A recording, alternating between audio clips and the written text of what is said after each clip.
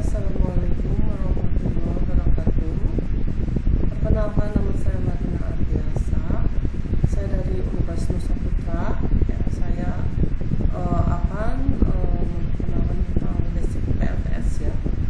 Jadi di sini emang ini basic ya. Jadi buat yang masih awam dengan PLTS ya.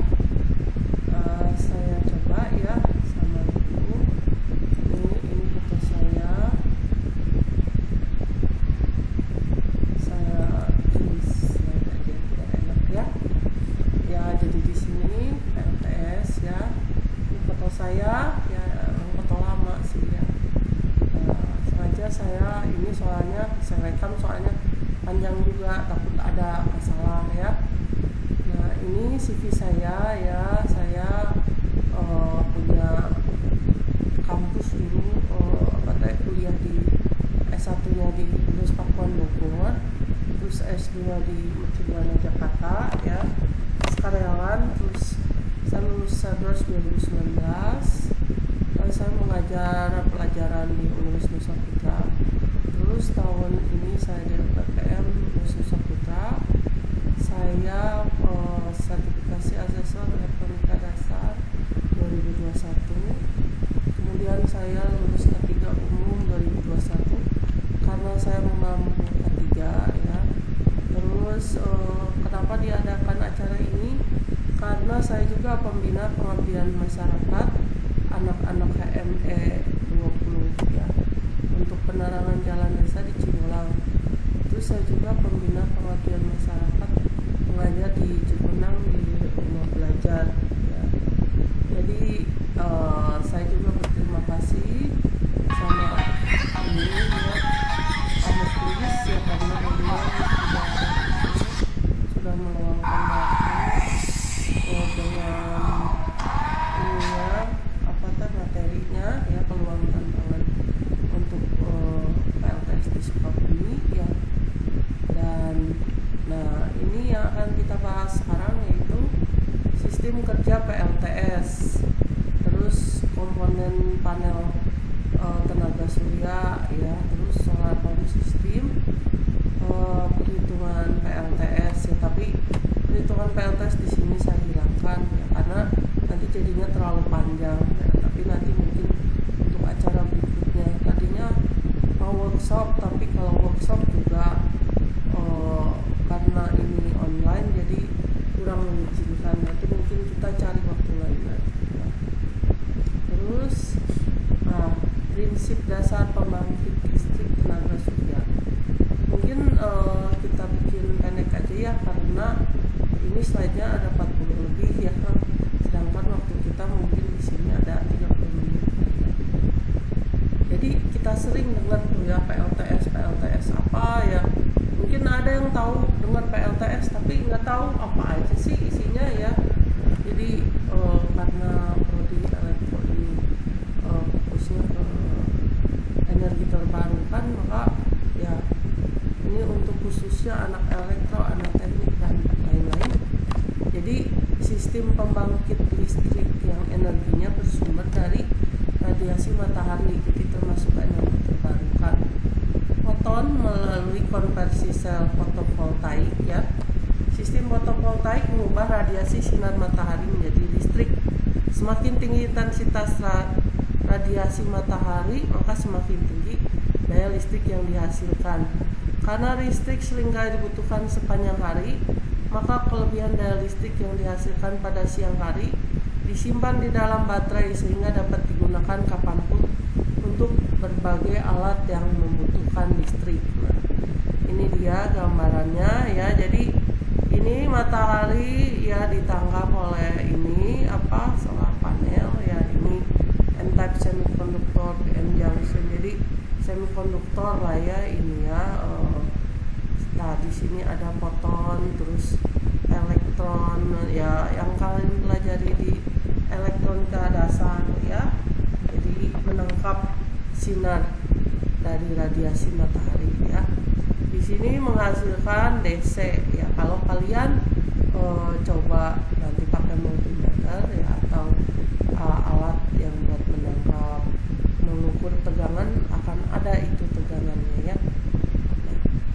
sistem panel fotovoltaik ini kita dapat analogikan sistem penampungan air hujan. Jumlah air yang ditampung berubah sesuai dengan cuaca, sehingga kadang banyak, kadang tidak ada. Pada sistem fotovoltaik, jumlah listrik yang dikumpulkan oleh sistem fotovoltaik tergantung cuaca. Saat hari cerah, banyak listrik yang dihasilkan, sedangkan saat berawan, sedikit listrik dialirkan. Jadi ini analoginya ya. Jadi ini ada bagian dari sistem penampungan air hujan dianalogikan dengan bagian dari sistem fotovoltaik. Jadi kalau ini talang pengumpul atap rumah, nah yang buat ngumpulinnya dalam sistem fotovoltaik modul surya. Kalau ini tangki penyimpan air hujan, di sini yang bagian penting lagi baterai penyimpanan ya. Terus pipa untuk saluran air ke dan dari bak penampung air. Kalau di analogi di fotovoltaik, pengkabelan untuk saluran aliran arus listrik ke dan dari baterai. Jadi pengkabelan itu sangat penting sekali sebangsa pipa ya. Terus kalau di penampungan air hujan itu keran untuk membatasi laju alir air. Nah, di bagian dari sistem fotovoltaik, sirkuit breaker untuk membatasi aliran arus listrik ya. Jadi untuk memutuskan dan menyambungkan. Nah, di jenis PLTS ya. Jadi ini ya yang penting kita tahu. Ada 3 jenis PLTS yang sering ditemui, yaitu PLTS off-grid, PLTS on-grid, serta PLTS hybrid dengan teknologi lainnya. Dibedakan berdasarkan karakteristik penyimpanan dayanya ya. Selain itu, PLTS juga dibedakan berdasarkan ada atau tidaknya jaringan distribusi untuk menyalurkan daya listriknya, meliputi PLTS terpusat dan PLTS tersebar atau terdistribusi ya. Jadi ini dulu kita tangkap dulu ya. Nah, di sini ada PLTS off-grid apa, PLTS on-grid apa, PLTS hybrid ya. Di sini ada PLTS off-grid, on-grid dan hybrid. Ada deskripsinya, ada baterainya gimana, manfaatnya gimana, PLTS terpusat, terus ada lagi PLTS tersebar. Di sini kita mulai dari PLTS off-grid dulu. Deskripsinya, sistem PLTS yang output daya listriknya secara mandiri menyuplai listrik ke jaringan distribusi pelanggan. Jadi di sini off-grid itu tidak melibatkan PLN ya. Jadi dia berdiri sendiri. Terus kalau PLTS on-grid bisa beroperasi tanpa baterai karena output listriknya disalurkan ke jaringan distribusi yang telah disuplai pembangkit listrik lainnya, jaringan PLN. Jadi on-grid itu dia nyambung ke PLN, jadi kerjasama lah ya. Kalau lagi nggak cukup dia ngambil PLN, kalau dia kelebihan dia kirim lagi gitu, jadi dia bisa nggak pakai baterai.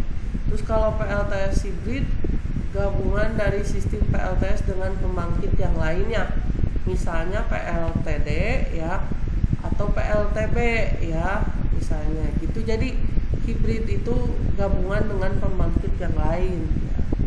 Terus di sini baterai ya. Kalau PLTS off grid, baterai digunakan untuk memberikan suplai listrik sesuai kebutuhan beban untuk menjangkau daerah yang belum ada jaringan. Oh iya, ini manfaat ya. Jadi ini harus ada baterai nih ya, karena dia untuk penyimpanan, jadi semuanya disimpan di baterai.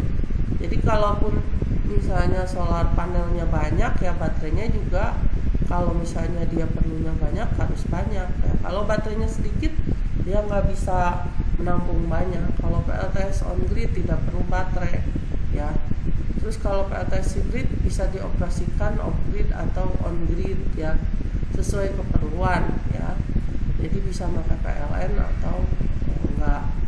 Terus manfaat untuk menjangkau daerah belum ada jaringan listrik PLN. Jadi off grid ini kalau misalnya dimanfaatkan benar-benar, kita bisa jangkau daerah yang belum ada listrik PLN ya. Walaupun biayanya agak mahal, tapi dia bisa dibawa kemana aja ya. Terus kalau PLTS on grid, untuk berbagi beban atau mengurangi beban pembangkit lain yang terhubung pada jaringan yang sama. Terus kalau PLTS hibrid memaksimalkan penyediaan energi dari berbagai potensi sumber daya daerah. Terus kalau PLTS terpusat, apa itu PLTS terpusat? PLTS yang memiliki sistem jaringan distribusi untuk menyalurkan daya listrik ke beberapa rumah. Sehingga keuntungan dari PLTS terpusat, penyaluran daya listrik dapat disesuaikan dengan kebutuhan beban yang berbeda-beda di setiap rumah pelanggan. PLTS yang tidak memiliki sistem jaringan distribusi, sehingga setiap rumah pelanggan memiliki sistem PLTS sendiri. PLTS tersebar atau terdistribusi. Contoh PLTS off-grid tersebar. Suatu solar home system ya. Jadi kalau solar home system itu ya, jadi dia yang ini untuk kebutuhan rumah. Nih contoh PLTS on grid tersebar solar PV rooftop itu yang ada di atas ya. Jadi ini PLTS tersebar, ini PLTS terpusat ya. Jadi ya di sini sepertinya udah cukup jelas ya. Sistem PLTS terpusat off-grid merupakan sistem PLTS yang memiliki baterai ya untuk penyimpanan, inverter ya untuk menggunakan AC ya. Kita kan menggunakan DC nih dari ini ya, solar panel ini dirubah menjadi AC pakai inverter, dan sistem jaringan distribusi untuk memenuhi kebutuhan daya dari beberapa pelanggan. Ini PLTS off-grid terpusat adalah jenis yang saat ini paling banyak dikembangkan untuk elektrifikasi di daerah pedesaan atau remote area. Jadi daerah yang belum ada listrik pakai PLTS off-grid terpusat ya. Nah sekarang kan kita udah tahu jenis-jenis PLTS. Nah sekarang komponennya ya. Komponen PLTS ya. Nomor 1 panel surya. Nah, ini yang paling penting ya. Panel surya alat digunakan mengubah sinar matahari menjadi listrik.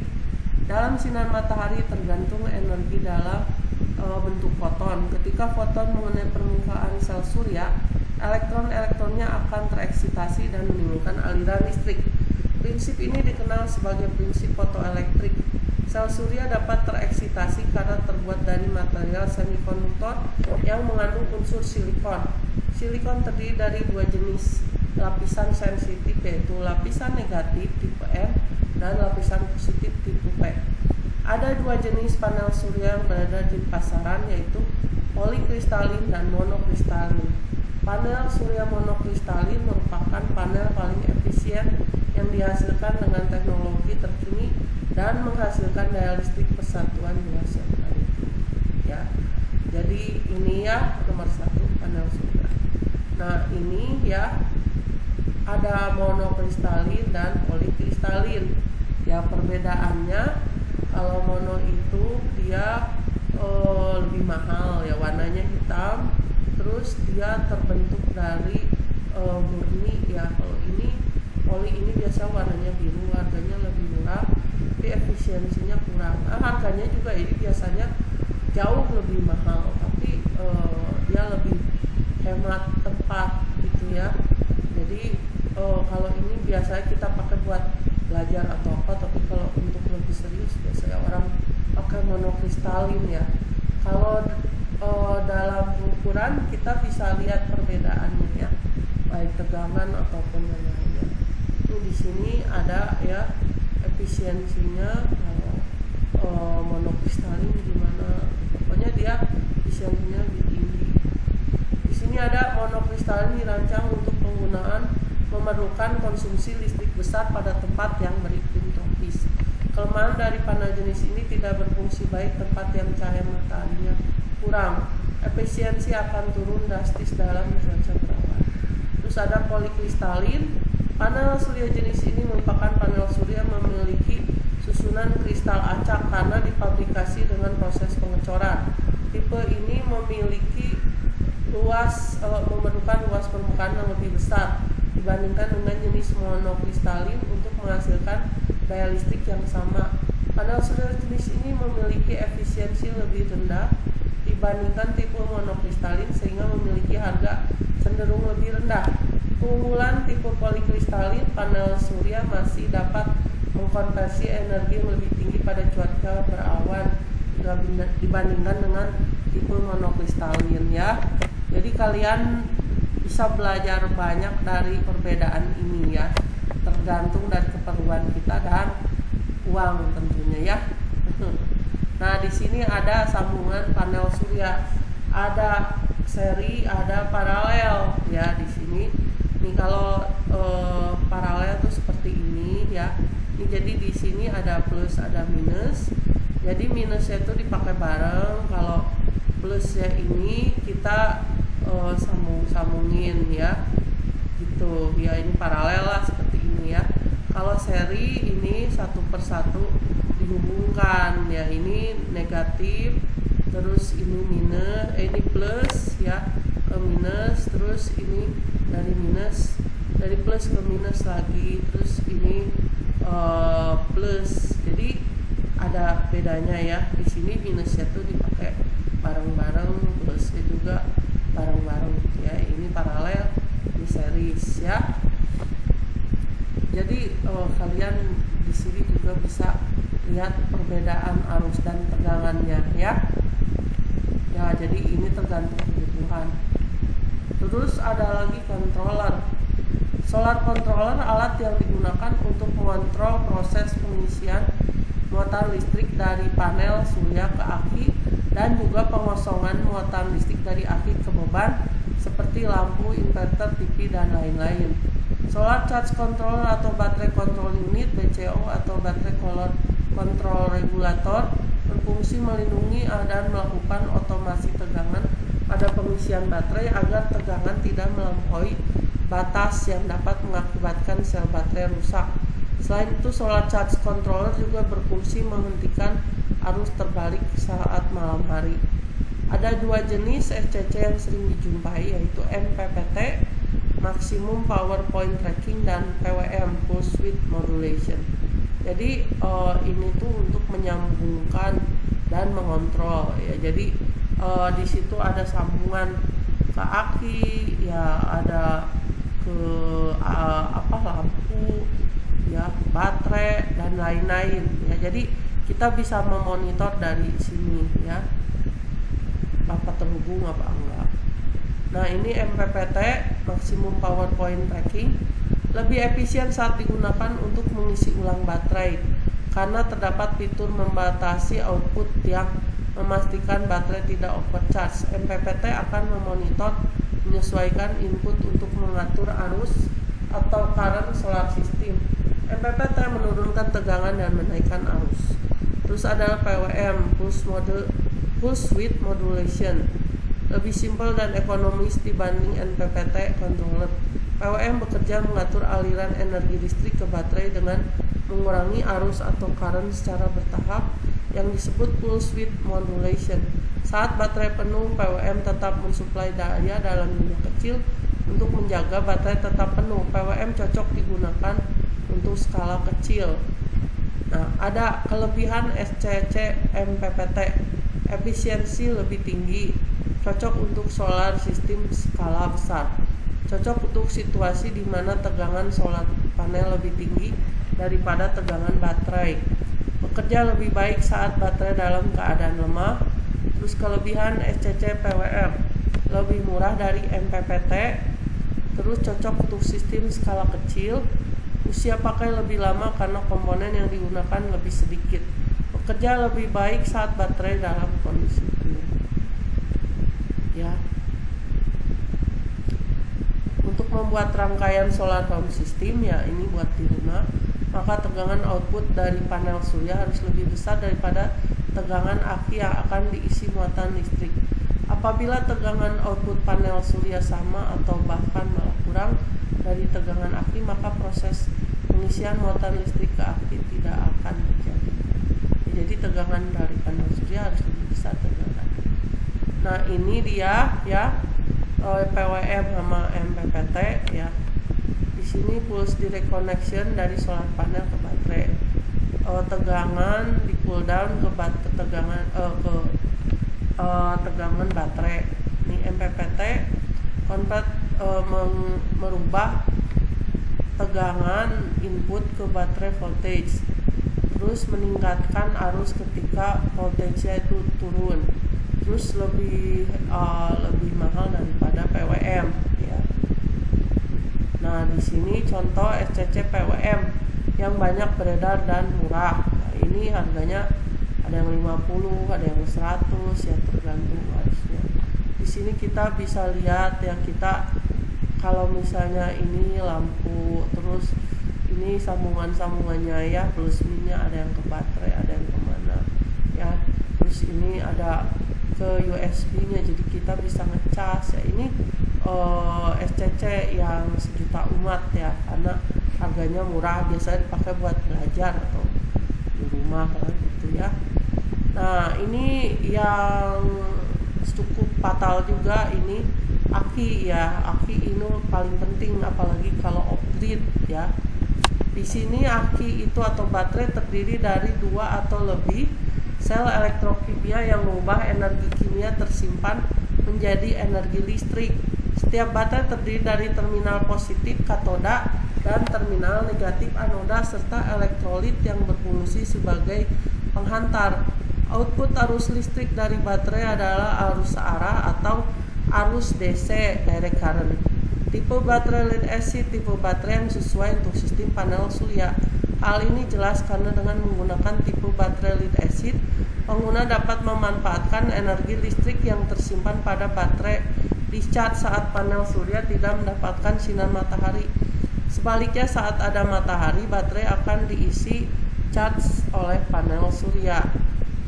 Jenis baterai lead acid terbagi menjadi ya, aki otomotif starting baterai ya. Ini buat kendaraan biasanya ya, menghasilkan arus listrik tinggi waktu singkat sehingga dapat menyalakan mesin kendaraan. Karena penggunaan pelat tipis secara paralel, resistansi rendah, permukaan luas, baterai ini tidak cocok digunakan dengan panel surya, walaupun secara aplikasi masih dapat digunakan ya. Jadi kadang-kadang kita punya aki mobil pakai aja, tapi ya kalau buat iseng-iseng sih nggak apa-apa. Tapi kalau keperluan yang serius kurang bagus ya. Terus ada lagi nomor 2, baterai deep cycle atau baterai industri. Merupakan jenis baterai yang dirancang untuk menghasilkan arus listrik stabil dan dalam waktu lama. Baterai jenis deep cycle memiliki ketahanan terhadap siklus pengisian charge atau pelepasan di charge berulang-ulang dan konstan. Nah, jadi ini baterainya ya. Nah, baterai jenis deep cycle dibagi menjadi 2 jenis, yaitu baterai FLA (Flooded Lead Acid). Secara umum dikenal sebagai baterai atau aki basah, karena sel di dalam aki terendam dalam cairan elektrolit agar berfungsi optimal. Ciri khasnya katup pengisian cairan elektrolit di setiap katup ya. Nah, ini dia ya, seperti ini ada katupnya. Terus ada baterai VRLA (Valve Regulated Lead Acid), disebut juga baterai SLA (Sealed Lead Acid) atau baterai MF Maintenance Free atau baterai SMF (Sealed Maintenance Free). Secara fisik baterai ini hanya nampak terminal positif dan negatif. Dirancang khusus agar cairan elektrolit tidak tumpah atau bocor atau menguap. Baterai ini memiliki katup ventilasi yang terbuka pada tekanan ekstrim untuk pembuangan gas hasil reaksi kimia. Baterai ini sering disebut baterai maintenance free karena tidak ada katup pengisian cairan elektrolit ya. Jadi ini nggak bisa di cas ya. Nah, ini baterai VRLA dibagi menjadi 2 jenis berdasarkan konstruksi internal, yaitu baterai FRLA AGM (Absorbed Glass Mat). Baterai FRLA AGM memiliki pemisah separator terdiri dari fiberglass ya, yang terletak di antara plat-plat sel. Tujuan peletakan menyerap cairan elektrolit agar tersimpan di pori-pori fiberglass. Fungsi fiberglass ini seperti handuk yang menyerap air ketika salah satu ujung handuk dicelupkan ke dalam cairan. Ya, nanti kalian bisa lihat sendiri ya, ini karena waktu ini. atau baterai VRLA gel cells. Baterai gel dikembangkan untuk tidak secara internal ya, ini dapat dipasang hampir semua posisi, memiliki penyuapan elektrolit lebih sedikit, siklus hidup meningkat, lebih tahan terhadap goncangan getaran, stratifikasi asam. Meskipun baterai gel cell masih ditemukan komersial, mereka memiliki aplikasi penggunaan terbatas karena kemajuan dalam baterai absorption rate ya. Jenis baterai yang cocok untuk panel surya, baterai deep cycle jenis VRLA AGM atau VRLA gel, karena jenis baterai yang paling cocok untuk sistem SAS ya, solar pump system, penerangan jalan, pompa tenaga surya, lampu jalan, PLTS. Alasannya karena ketahanan siklus pengisian, ketahanan penggunaan, anti tumpah bocor dan bebas perawatan ya. Jadi kan kalau misalnya bebas perawatan, kita nggak usah ngangkut terus akinya dicas gitu ya, bebas gitu ya. Cuma sekarang masalahnya suka dicuri gitu ya. Terus ini inverter ya, komponen lainnya inverter. Kalau kita mau menggunakan dari DC ke AC ya, misalnya kita pakai mixer atau kita pakai mesin cuci ya. Ya jadi kalau sekarang lampu-lampu jalan juga kan udah pakai DC, jadi udah banyak lampu DC, jadi kita nggak usah pakai inverter ya. Ya jadi kalau misalnya jumlah beban menggunakan arus DC 20 volt tanpa inverter, maka ada banyak sekali daya listrik hilang pada jalur kabel ya. Selain itu, penggunaan inverter mengubah ini akan disesuaikan dengan listrik PLN sehingga dibuat listrik hibrid ya itu. Jadi ada macam-macam inverter yang berada di pasaran ya.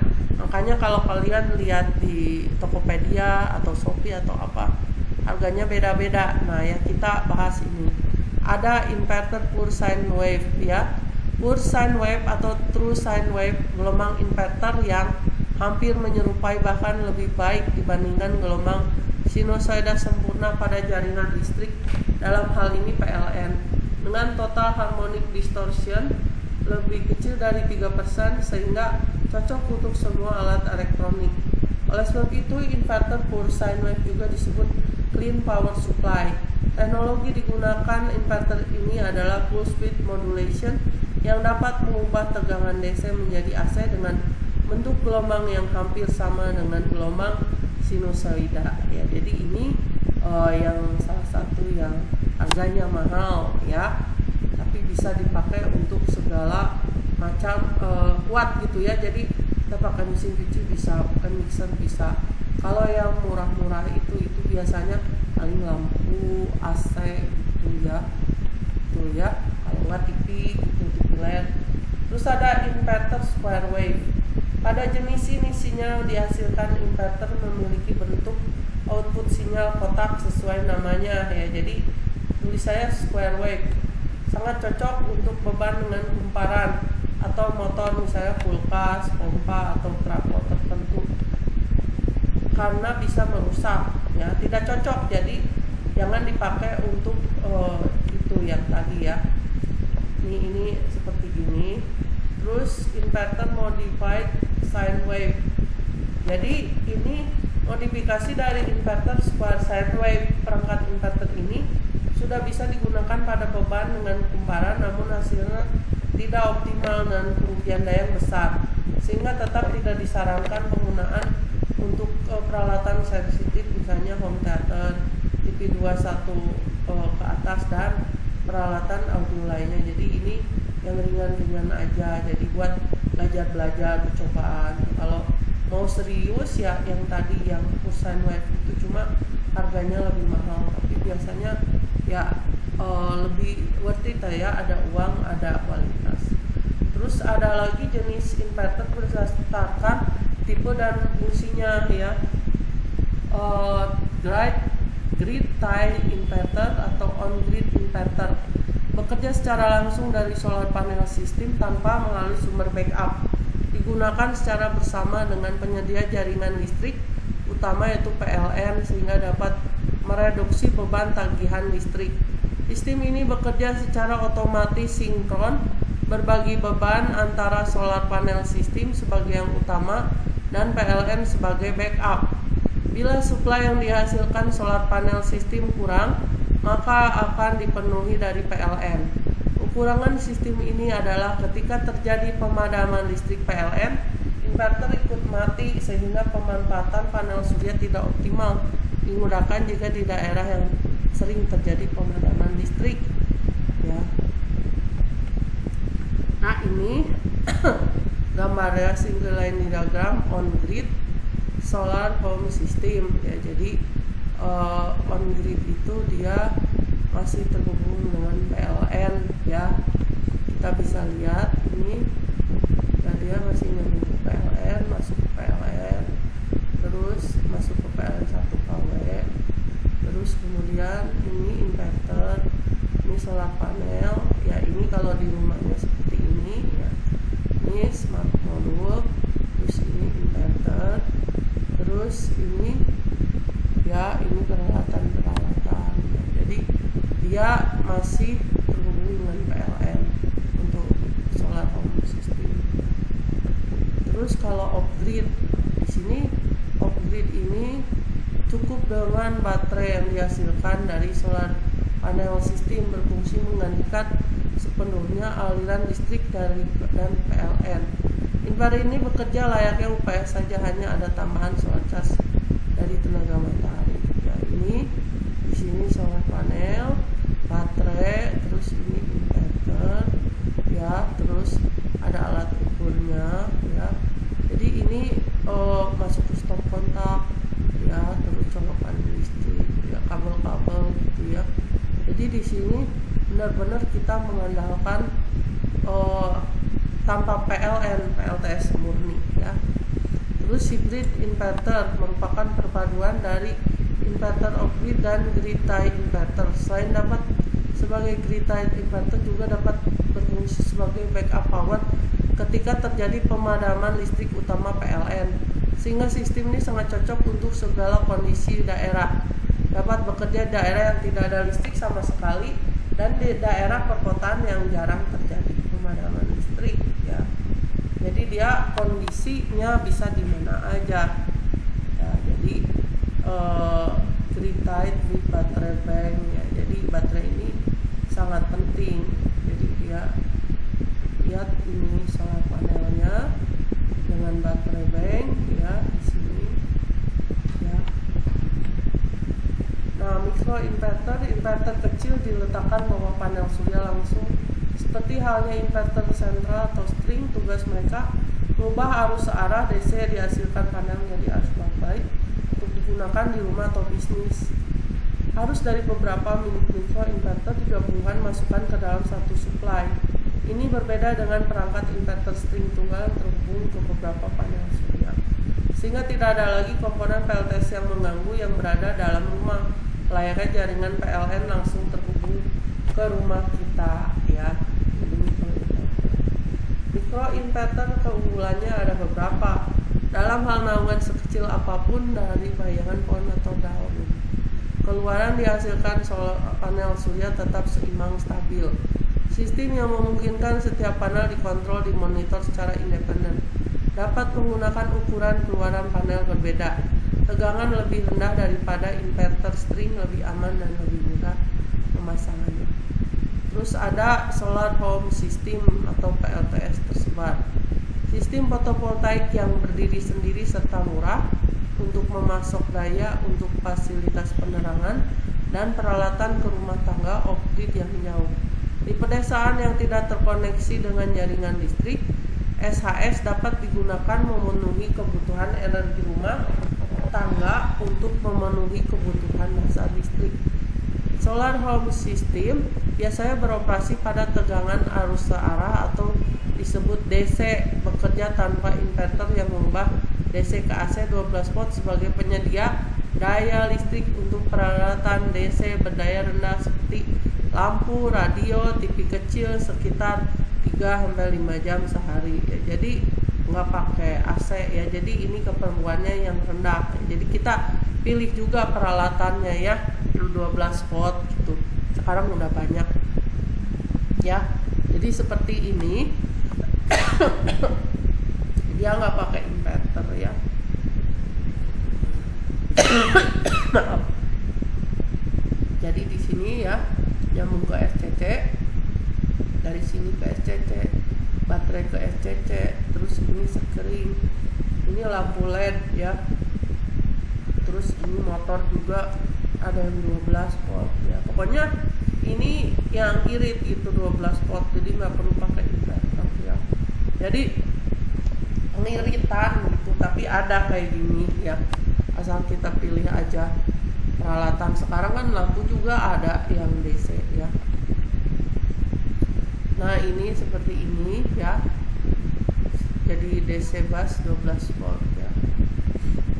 Aplikasi SAS1 PLTS tersebar adalah PLTS yang terpasang setiap rumah untuk kebutuhan listrik primer seperti penerangan. Sistem DC dengan kapasitas 1 sampai 100 WP. Cara kerja hampir sama dengan penerangan jalan. Tidak terhubung dengan jaringan PLN menggunakan baterai. Saat daya dari PLTS lebih dari beban, kelebihan daya akan dikirim ke baterai. Jika daya PLTS kurang dari beban, kekurangan daya akan disuplai dari baterai ya. Nah, mungkin sekian dari saya ya. Assalamualaikum warahmatullahi wabarakatuh.